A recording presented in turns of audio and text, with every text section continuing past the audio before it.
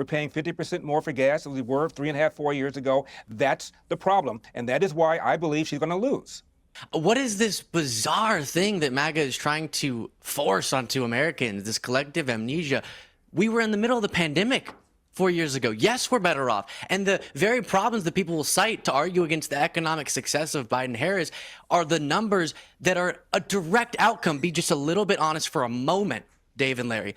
Are a direct outcome of pandemic conditions. A little bit honest. If you can't accept that, if you can't accept that Trump was making deals. We're about to have a look at a debate involving Dave Rubin and Larry Elder versus Luke Beasley and Amisha Cross. Now, I can tell you that I don't know anything about Luke Beasley or Amisha Cross, but it seems to me that this Luke Beasley guy is basically cut out of the same cloth that Harry Sisson and, David Pacman, Destiny, Cenk Uygur, these types, right? They like to spit the same, mainstream narratives about Donald Trump. Donald Trump is always the boogeyman, and they never really have any type of good argument for the candidate that they support. It's always just orange man bad as it relates to Donald Trump. But this one is a live reaction. I've only seen a little bit of it, so let's go ahead and get right into it. All right, Larry, I certainly didn't think she had a stunning success. I don't think he was an abject failure either, but CNN's Van Jones, who's obviously very pro-Kamala, said the problem with it was she's still in persuasion mode when she should be in turnout mode. I thought that was an interesting verdict on that.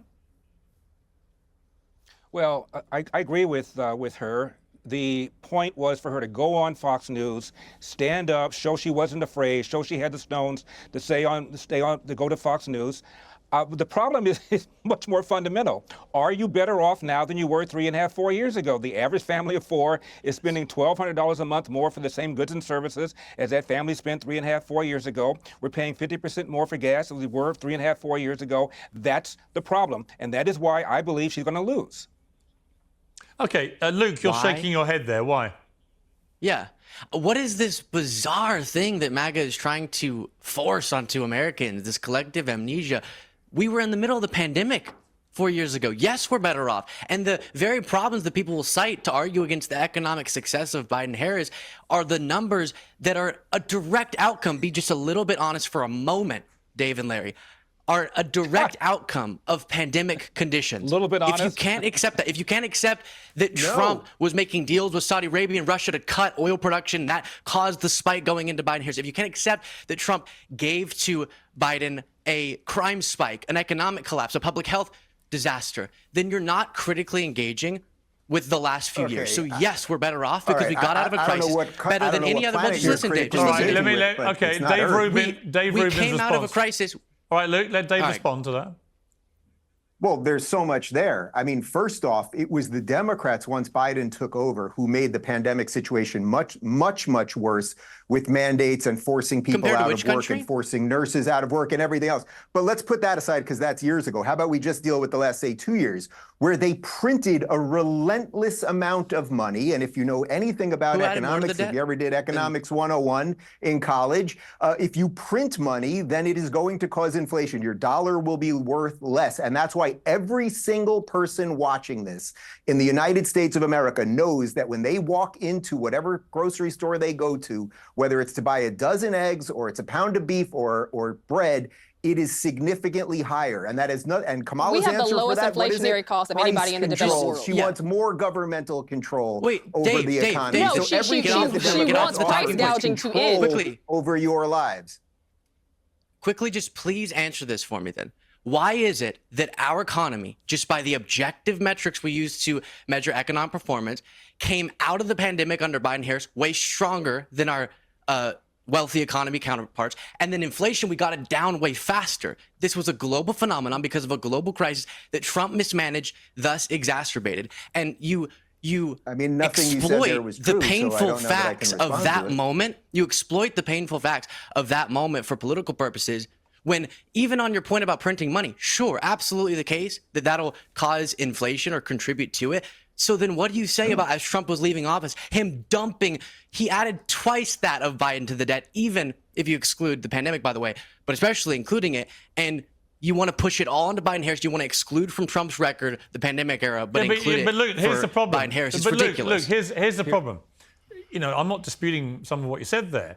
What I would dispute, though, is you're not really countering. Well, you're not really countering what Dave's central point is, which is most Americans, if not all Americans, if they think about what their weekly shop costs them today and compare it to the first few weeks, months of the Biden-Harris administration, it is indisputably a lot more expensive. And in the end, I think if they lose the election, if Kamala Harris doesn't win and Trump wins, I suspect, as always, it will be that economic reality, which is not to say the American economy is not performing well compared to many other countries. It is. You are the #1 superpower in the world. But it doesn't change the fact that the cost of living for most Americans has gone through the roof in the last 3.5 years. It just has. Totally. And not only has the cost of living gone through the roof, interest rates are up, and the government federal spending has gone through the roof. We're funding 2 foreign wars currently.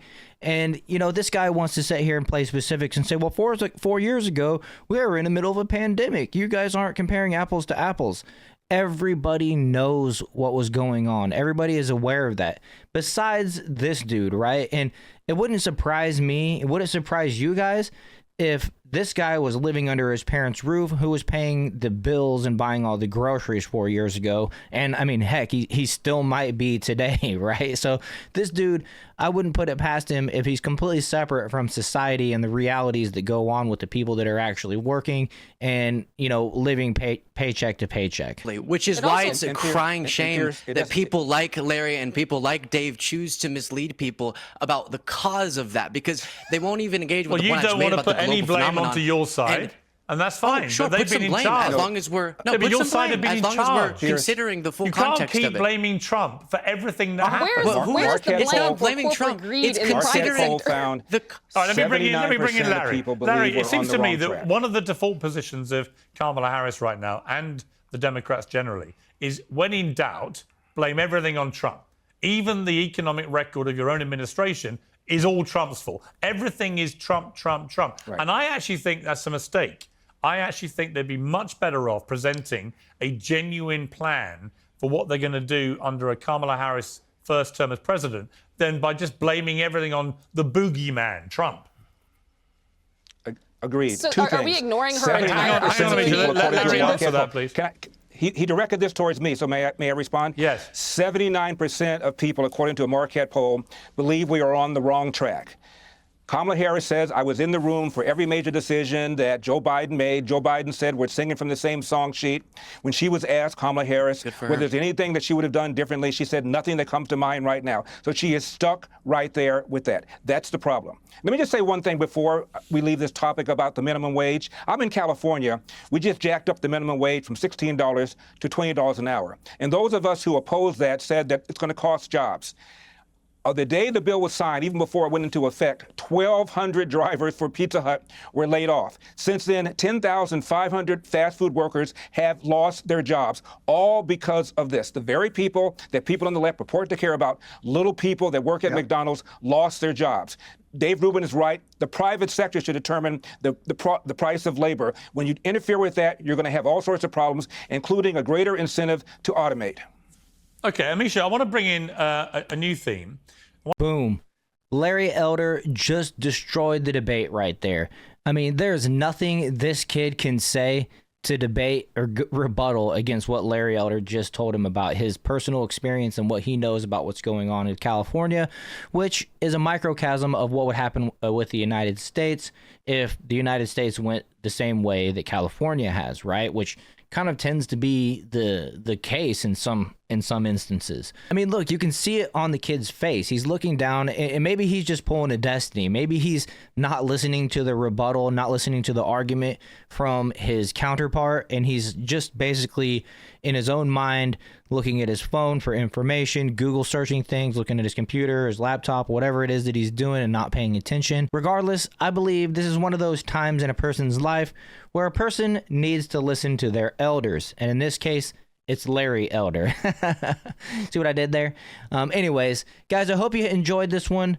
Let me know what your thoughts are in the comments. Make sure to hit that like button and subscribe to the channel. If you are an America First type person, you are in the right place. So definitely hit that subscribe button. Share this video with your friends. And also come visit me Saturdays at 8 p.m. for my live show called the Jar Openers Podcast. And I look forward to seeing you guys there. If not, I'll see you guys in the next video.